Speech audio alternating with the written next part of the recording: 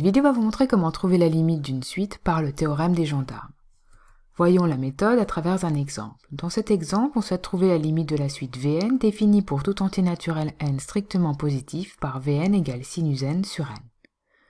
Ici, les opérations sur les limites ne nous permettent pas de conclure directement sur la limite car l'expression de Vn comporte un élément, sinus n, qui n'a pas de limite. On peut alors dans ce cas chercher à recourir à un encadrement dans le but d'utiliser le théorème des gendarmes. Nous allons donc chercher à encadrer Vn. Pour cela, nous allons essayer de partir d'encadrements connus. Ici, nous savons que sinus n est compris entre -1 et 1. Dans d'autres cas, on pourra aussi utiliser que cosinus n ou -1 puissance n sont tous les deux compris entre -1 et 1.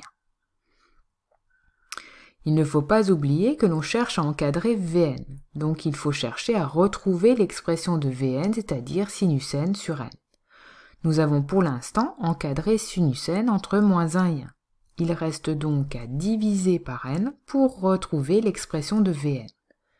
n étant un nombre positif, on peut donc diviser tous les membres de l'inégalité par n sans changer le sens de l'inégalité. Nous obtenons donc alors que Vn est compris entre -1 sur n et 1 sur n. Il reste alors à déterminer les limites des deux suites extérieures qui sont apparues dans l'encadrement, c'est-à-dire la limite de -1 sur n et la limite de 1 sur n.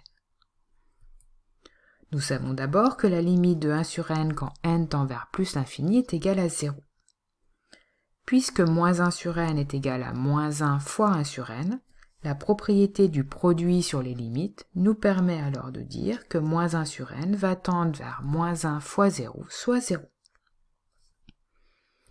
Nous avons finalement montré que la suite Vn est encadrée par deux suites, définies par -1 sur n et 1 sur n.